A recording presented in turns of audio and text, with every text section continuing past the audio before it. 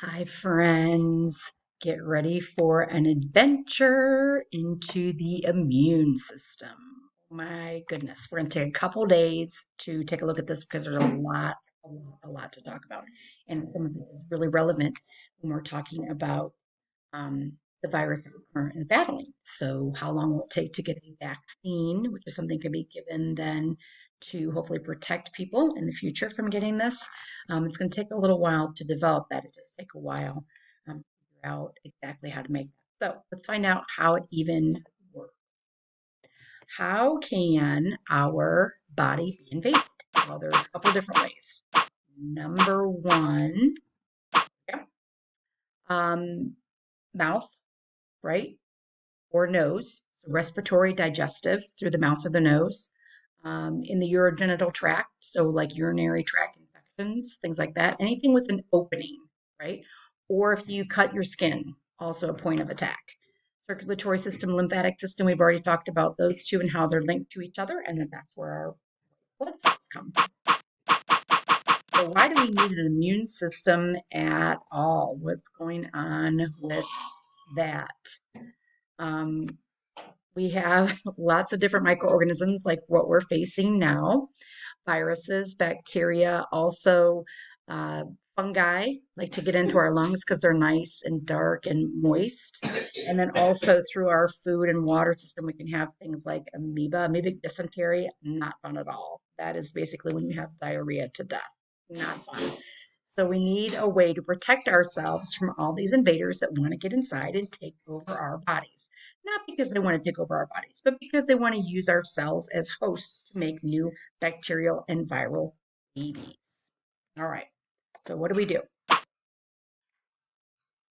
We have a lymphatic system. We saw this before. We've got your lymph nodes, and then we've got this entire system in our body that transports through a passive process that transports that lymph, but mainly the lymphocytes.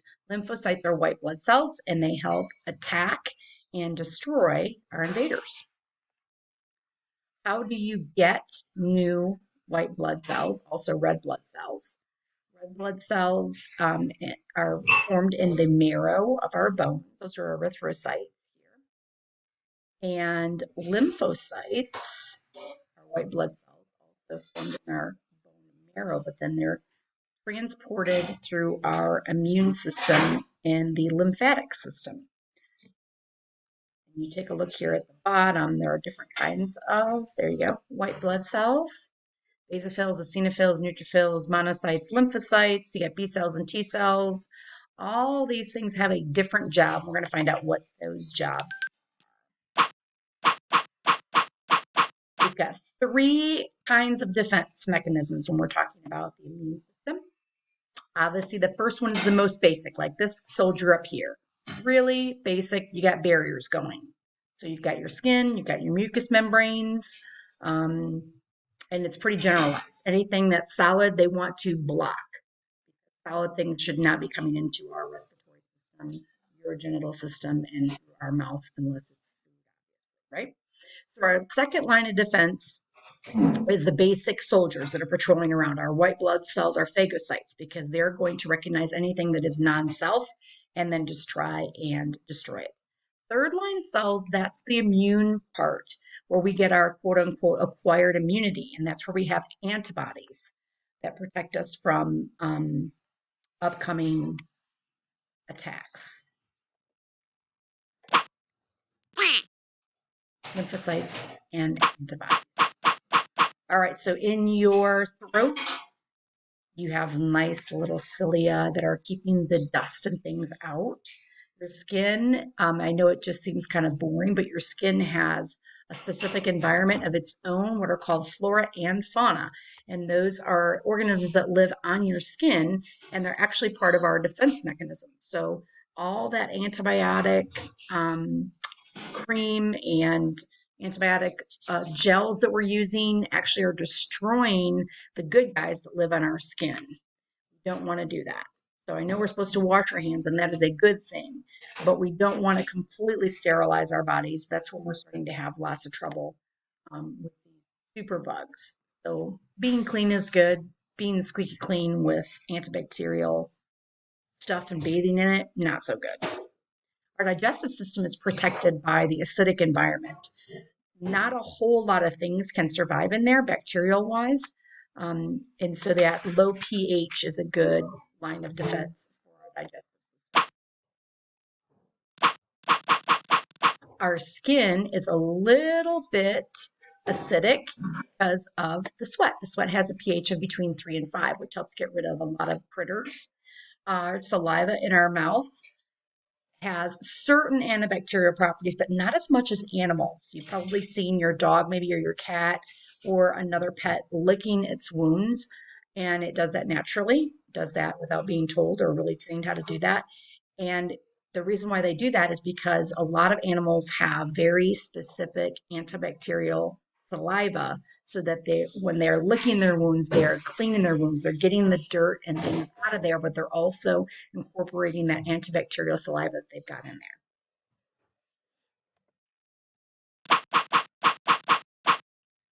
All right, so our white blood cells, the soldiers we've got going on there, they are going to do a couple of things. They're going to come and invade an area that looks like it has been invaded by a foreign organism, maybe a cut that's introduced some bacteria, and the circulatory system sends white blood cells there right away, as those macrophages are going to identify those foreign objects, try and engulf them, break them down, and all this blood that's rushing there is going to create an inflammatory response. We want an inflammatory response at a local level because it's going to take the good guys, the white blood cells, to where the bad guys are, where the invaders are, and hopefully get rid of them for us. Take a look at this little guy right here. This is a group of red blood cells. This is a white blood cell. Now, it's just a cell, just a single cell, right? This little tiny thing right here is a bacterium, and watch how this white blood cell is attracted to this little bacterium, and we'll track it down and snag it. There he goes.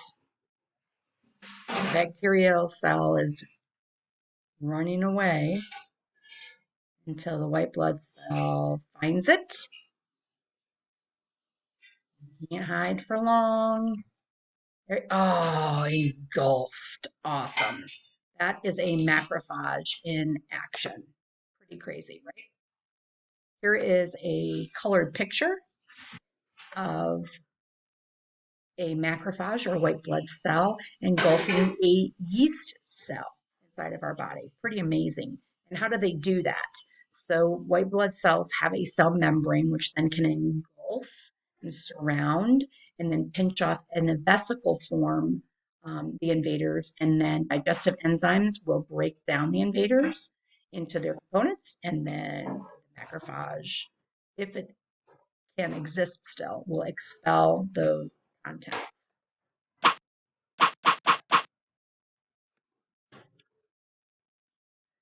So what happens when a virus infects a cell? Okay.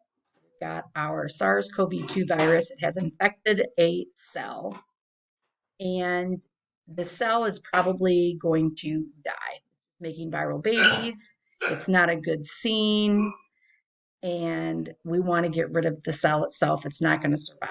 So natural killer cells are interesting. What they do is they identify those infected cells, and they carry with them this chemical called perforin, and it is a protein. And what that does, once it's been injected into the bad cell, is it causes the cell to basically self-destruct, which is kind of cool. Like, we have a self-destruct mechanism like that in our body. Very awesome. And create something called apoptosis, which we talked about in AP Bio, which basically means the cell is going to go and self-destruct. It's bad.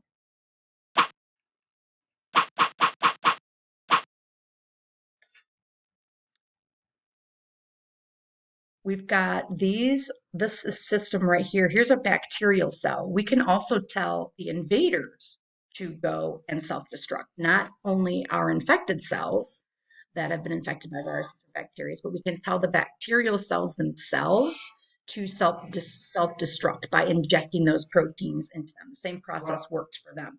So we can either destroy the cell that's been infected, or we can destroy the bacterial cells themselves, which is kind of crazy. Let's say you get a splinter. Okay, ouch, splinter in my skin. That's going to create an inflammatory response. So what is that response? First of all, the body has all over the skin these little tiny capillaries that are just one cell thick. And as soon as these chemicals are released by the invaders, they release their chemicals, then the blood circulatory system, the blood comes through the capillaries, and the white blood cells those are these guys right here, are going to come. These green little things are bacteria. This is dirt and things like that that have come in with the splinter that's gotten into our skin. And the white blood cells are going to come destroy and engulf those invaders and get rid of them. So we do want an inflammatory response when it's localized like this, when we have a local injury to the barrier system. Also, with this circulatory system, we have clotting factors. So if this is going to cause major bleeding, we don't want that to continue. If these capillaries have been ruptured, we have to heal them up quickly with things called fibrinogens and other clotting factors, platelets, and they're going to stop that from bleeding further. So that's why there's redness and swelling when we get an infection. It's because our body is sending blood there because we want the white blood cells to come in and get rid of the bad guys for us. All right, so let's see. We've got a splinter, we've got a pin, something like that that's introduced some bacteria into our system, sends off that chemical alarm. White blood cells come in. We've got some clotting factors that may stop bleeding if there happens to be any bleeding. And then eventually the skin can heal itself. And the white blood cells are most of the time destroyed in this process, but our body makes them all the time. So it's okay. All right, check this out. This is one of my favorite dudes. He's just great.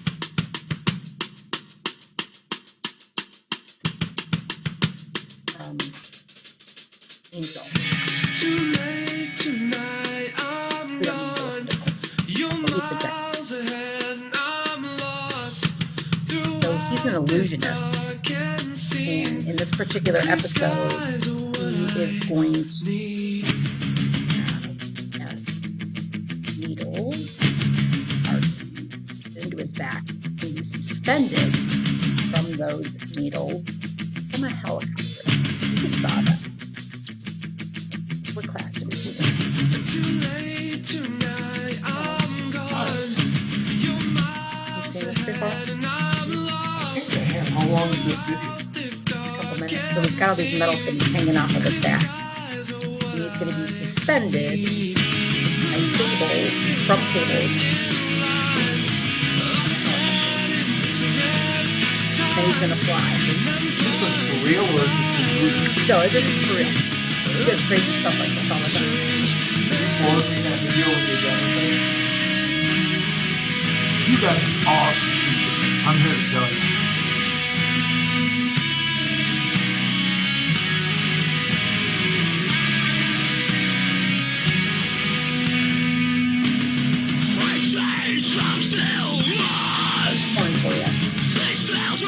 Right. He's a Christian, Chris Angel, so he prays before he's one of these crazy daredevil girlfriend there on the black hat.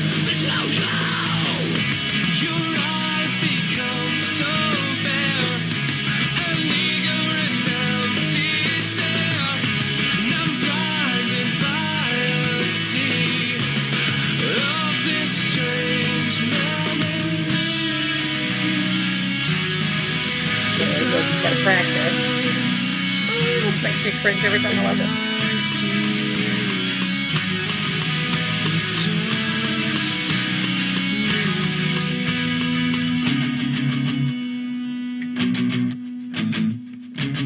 I'm not quite sure how this would work. I would think that his skin would rip.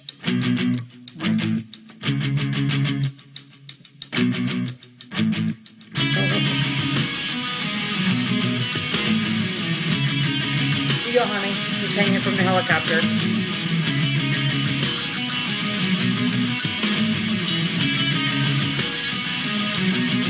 his back. And they're looking at the helicopter. He's taking off.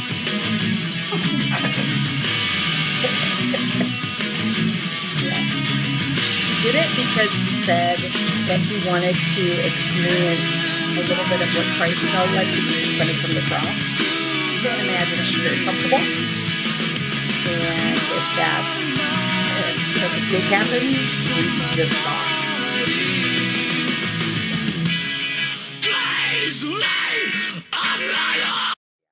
There you go. He does survive, which is insane. He's a great illusionist. I think he's out in Vegas now. Out of there. All right, so what happens when we get a fever? A lot of times we want to get rid of that fever because it causes our body to ache, especially if we have a viral infection. We tend to get those really high fevers that make our body just hurt. Everything in our body hurts. So certain bacterial infections too will cause this overwhelming systemic inflammatory response. That can lead to something called septic shock. And it is the #1 leading cause of death in U.S. critical care units in the hospitals is septic shock. So it's this overwhelming inflammatory response. So unlike the little splinter that we had, where you just had a local response, your entire body creates this inflammatory response, and it can cause all kinds of devastation to the body. Hey, honey, can you bring me my charger, please? My computer's about ready to die. We want local inflammation, but we don't want this tremendous systemic infection.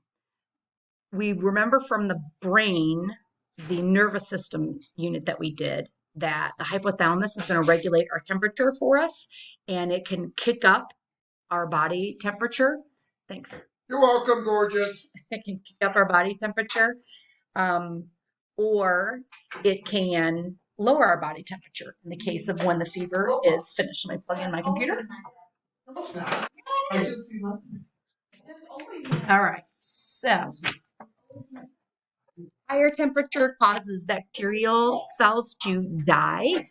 It also can help repair things. A slightly elevated temperature is okay. It can help restore things. It can also cause our body to, like it says down here, the liver and the spleen are going to retain iron, which is going to remove some of the iron from our blood, and that affects the chemical balance that sometimes can destroy certain bacteria. Bacteria, because they need iron to grow, if you're removing that iron from the bloodstream, it's going to kill them off faster. All right, so now here's the interesting part. You all around the world have this, what's called acquired immunity, and it consists of several things. Antibodies are probably the most famous part of this, and you've developed a whole myriad set of different antibodies, which are special shaped proteins that have been created by your immune system to recognize a certain specific protein shape. So for example, when we talked about the SARS-CoV-2 spike protein on its outer capsid, you have or you will develop antibodies that are specifically shaped to fit with that spike protein once you've been exposed to the SARS-CoV-2 virus and you recover. And you have those antibodies in your system forever. We'll talk more about what that means here in just a second. So what do antibodies respond to? The things on the outside of the virus or the bacterial cell are called antigens. Those are the things that our antibodies are going to attach to. And they are specifically shaped to the proteins on the outside of those cells.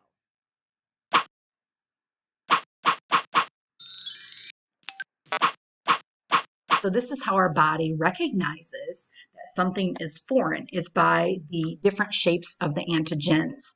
And we have both white cells called B cells and white cells called T cells. And their only job is to recognize these particular antigens on invaders and say, okay, you're a bad guy. We need to engulf you and get rid of you and get you out of here, right? So here are the antigens. These red guys, these red shaped proteins on the outside of this cell are recognized as foreign. We also have antigens on our normal cells that help them recognize certain things, help things bind to them. Remember those ligands that we talked about in cell communication?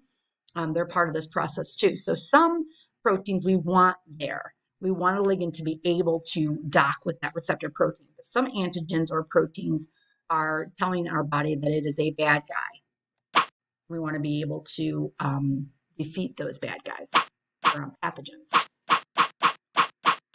Our B cells, our white B cells, are produced in the marrow of our bones, while our T cells, hence the name T, they're produced in our thymus, which is one of our glands.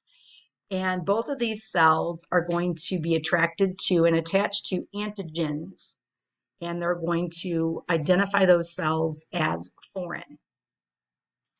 So let's take a look at B cells.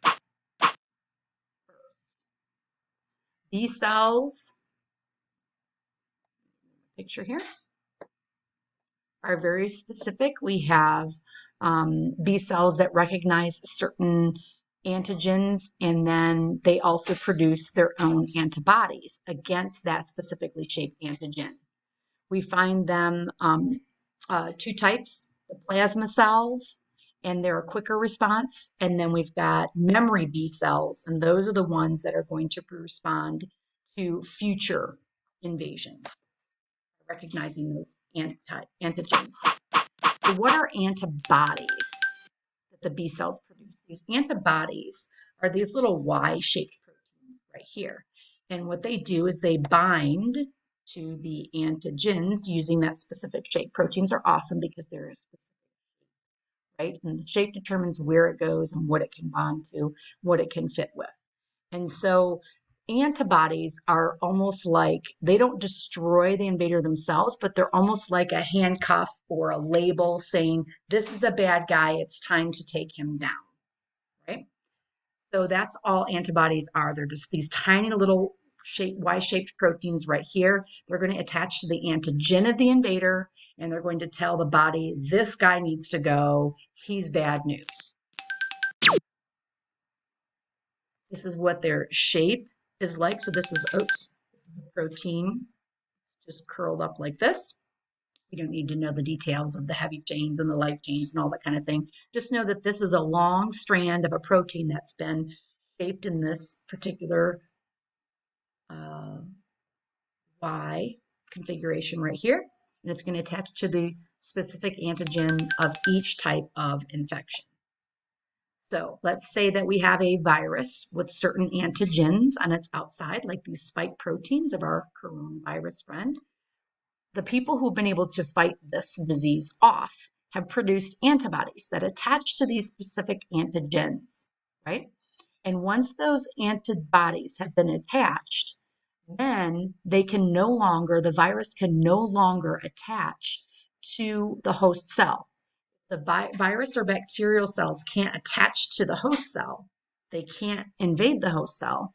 They can't replicate, and then they're going to die. So antibodies, number one, let the body know that the invader is there and that it is an invader. And number two, they keep that invader from being able to attach to host cells. You see how they're all covering up the antigens here. So that means that it can't dock with the host cell. And then they signal to the white blood cells to say, hey, invader, come and eat this guy and engulf him. He needs to go away. You've got all different kinds of antibodies. IG stands for immunoglobulin. And these are different kinds of antibodies. And so your IgM antibodies are the first immune response. And so when we first come in contact with an invader, they are going to identify it right away. The IgG antibodies are a secondary response, and they cause then phagocytosis to happen. So this one is kind of like your primary warning that, hey, something's going on. The second one is, okay, macrophages need to come and get this guy. These antibodies right here are special because they're produced in our sweat and by lactating mothers. And these right here can cause us lots of trouble because when you have allergies, usually some kind of respiratory allergies. So you have season allergies, you have hay fever allergies, things like that. they can overproduce mucus and cause this inflammatory response, like an overproduction of an immune response. And they can trigger those allergic reactions that we're seeing sometimes. All right, so overview, here's what happens. You've got this invader, this bacterial cell, right? It has these certain shaped antigens. The B cells that are just coming into contact with it, normally in the body, and it's taking 10 to 17 days, by the way, for this full response. The B cells recognize it, and they're going to come in with their antibodies and say, ooh, I don't think that you should be here. I'm going to attach to these little antigens, right? And I'm going to identify you as an invader. And once I've destroyed you, these little antibodies are then released by the B cells to go and attach to the antigens all on their own. And your body will continue to make these typically for the rest of your life. Each little antigen produces an antibody to be formed. Antibodies will then be made by your body for the rest of your life. And this is what right here, this is the key to why we didn't see a spike in the number of cases for several weeks. So we shut everything down, right? We left school, all these things happened, and we were like right away, oh my gosh, why are we only seeing a couple hundred cases? Well, now we're seeing a couple thousands of cases. Why? Because it takes a good couple weeks, 2-3 weeks for this whole response to even take effect and for people to figure out that they're sick and then to get better or not get better. The whole entire response can take quite a long time. All right, so memory cells, remember we have the first degree and the second degree of those immunoglobulins, right? First degree antibodies will give you a level of response, let's say that's this big. Right? The number of antibodies made in order to, at the end of a little bit over 2 weeks there, I'm making all these antibodies in response to this infection.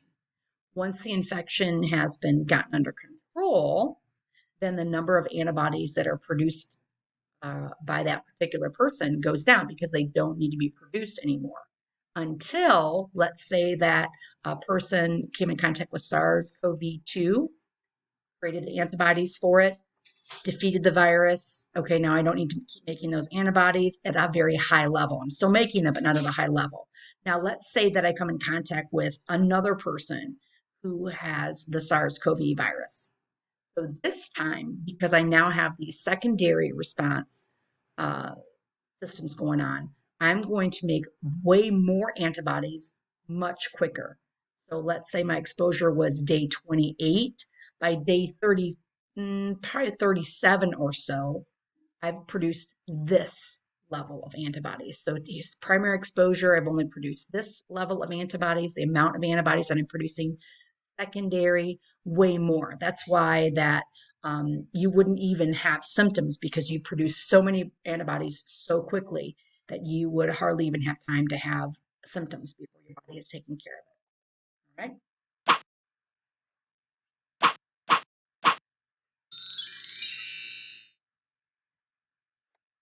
Now, moving out of the way there. Next one here. So what does this look like in real time? What you're going to see here is just an animation. And it's red blood cells, white blood cells, and then we're going to see the antibodies and the antigen here. So the red circles are the red blood cells flowing, the white circles, white blood cells just going through some. Okay. Oh, there's our nasty invader. That's a bacterial cell that has these antigens that are shaped a certain way. Docking, this is the host cell right here, docking with the host cell. And the bacterial cell can inject its DNA and do its dastardly. But, here come our antibody friends. Yay. So the antibodies will bind to that antigen and see how they're preventing that bacterial cell now from binding. And they're also letting, here's my white blood cell, letting that white blood cell know, oh, come and get this guy, he's a bad guy, right? That's kind of an animation of how this whole thing works. So what are these vaccinations that we're talking about? What are the vaccinations that we're looking for? What are they? They are typically either weakened or completely killed viruses so that they're causing our body to have that immune response, but not at a huge level enough to hurt us, to kill us, right? To make us really, really sick. It's going to stimulate our system so I can have a secondary response when I first come in contact with it, right? So here's my immunization. I have a small response by the body. I produce antibodies so that if when I'm actually exposed to the strong virus being passed around, then I'm going to have an immune system that's quick and that's bigger, rapid exposure. And viruses are typically the ones that respond best to vaccines. So who was the brilliant person who came up with this? Actually, two guys in the Cincinnati area, matter of fact. Way back in the early 1900s, Jonas Salk was the one who came up with the polio vaccine, and he created what was called an inactivated polio vaccine. So it was completely knocked out, completely dead, and they grew it in monkey kidney tissue, right? 1955 is when that happened. And then Albert Sabin, he created an oral vaccine. So Salk created the vaccine, you get the shot into your arm. That's what we're used to, right? And Sabin said, there's a faster, easier, cheaper way that we can do this, and that is the oral polio vaccine. Now, this one's a little bit different. It's also been made into a spray. So like when the H1N1 went around in 2009, a lot of people were getting live or weakened viruses as a spray through the nose. So usually instead of taking a pill, now we're getting the nasal spray because it's incorporated into our body much faster. It doesn't have to go through the digestive system. So let's talk about polio here for just a second. Why was polio such a big deal? Polio is a virus, and one of the first major outbreaks of polio, kind of just like the SARS-CoV-2, happened in 1916.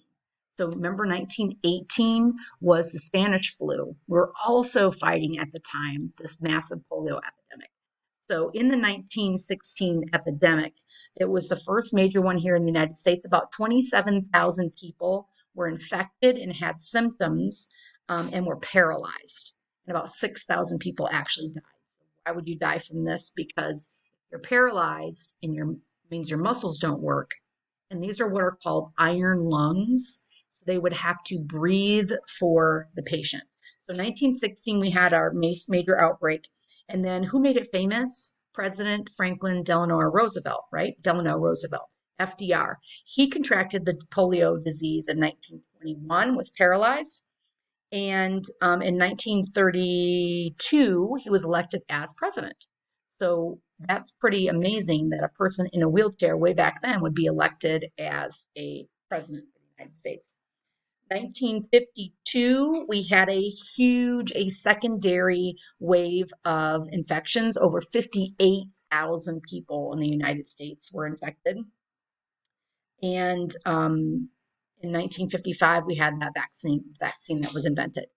Because of the vaccination process and because it was so global, so widespread, in 1972, we had our last reported case of polio here in the United States. It still crops up a little bit all over the world, but because of the vaccination process here in the US, because all public school kids have to be vaccinated, until we get into this whole weird anti-vax mom thing and whatever, we'll see what happens with that in a couple of decades. But because of the vaccination process, most of the kids were being exposed or being vaccinated because they had to go to school. You could go to school. So that was a really comprehensive way to get as many people as possible vaccinated because they had to be in order to go to school. Brilliant thinking by the government. All right, so when you were born, you didn't really have a great immune system because you hadn't been exposed to a whole lot much when you were inside your mom. She was giving all the protection that you needed. You didn't need to develop your own protection because her immune system was taking care of you as a as an infant. When you were born, you got a little bit of that immunity from her. It's called passive immunity, and you got some of her antibodies. Now, because your body wasn't making those antibodies, they were just there in your blood for a couple of months. You eventually had to get sick and start making your own antibodies. Right? So let's say that the B cells that have the antibodies and they're using that whole system, the bacteria or the virus manages to infect the cells. Well, then you need another kind of white blood cell called the killer T cells. So this is what killer T cells do, and helper T cells. Once the cells become infected, so let's say I've got some virus particle, viral DNA or RNA that's been incorporated into the cell. The cell is now infected.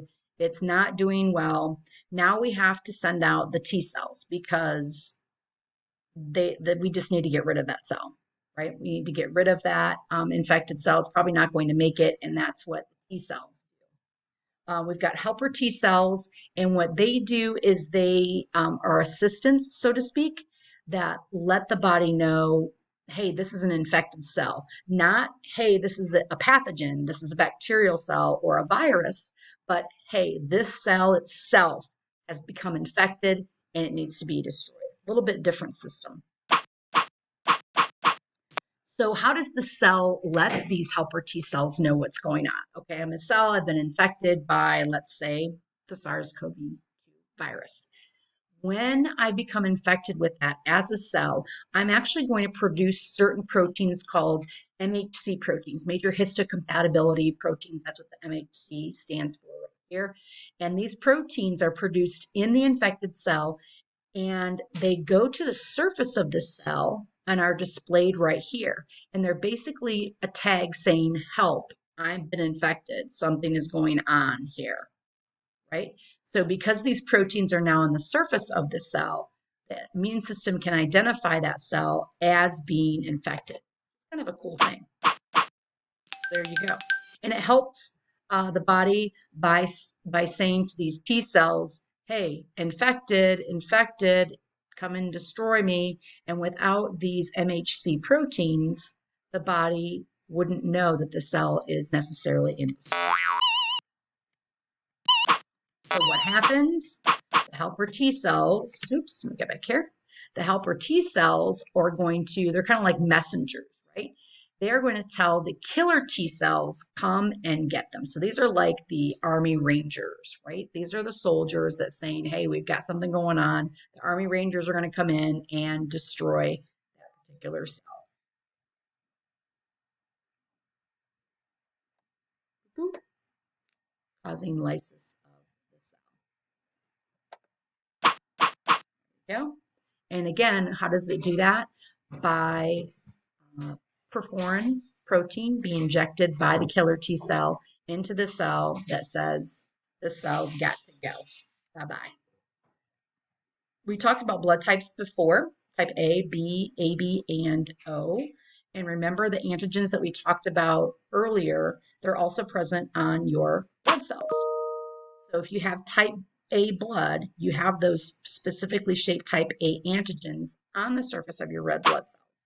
You make anti-B antibodies because you don't want the B antigens.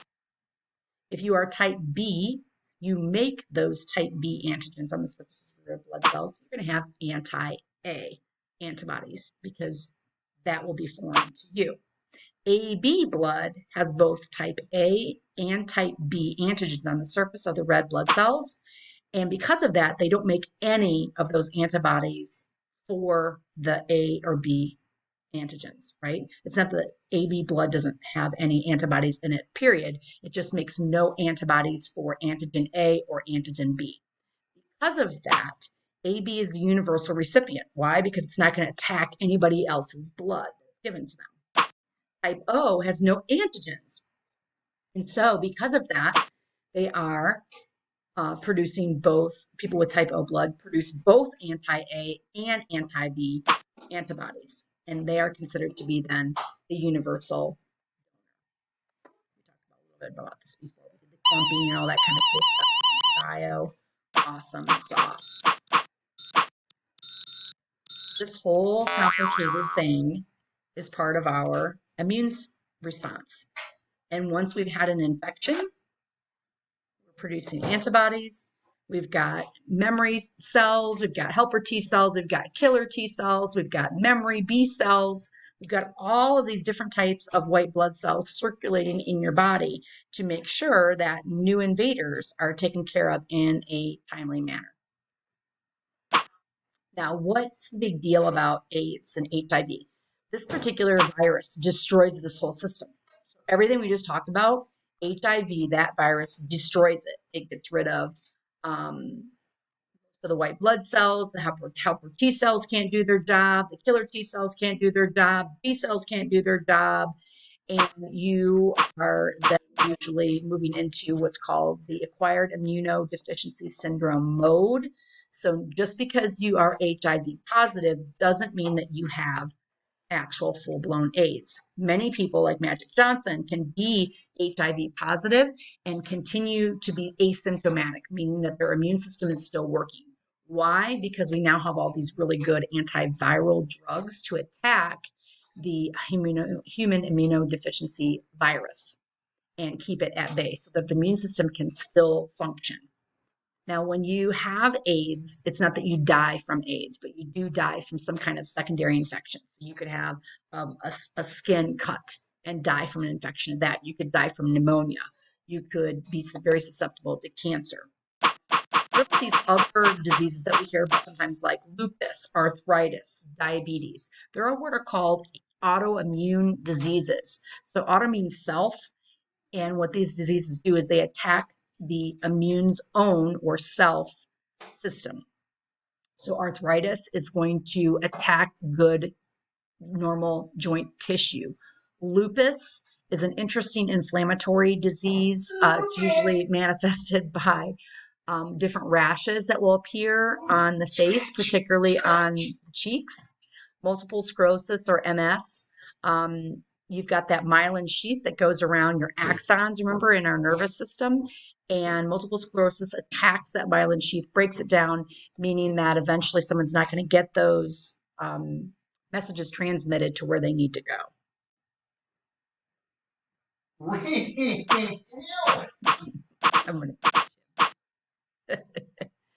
So what makes an immune system so cool? It's specific. You have certain antigens and antibodies that work together. You have lots of different kinds. You have the ability to have memory, so you can have that rapid secondary response once you're exposed to the invader.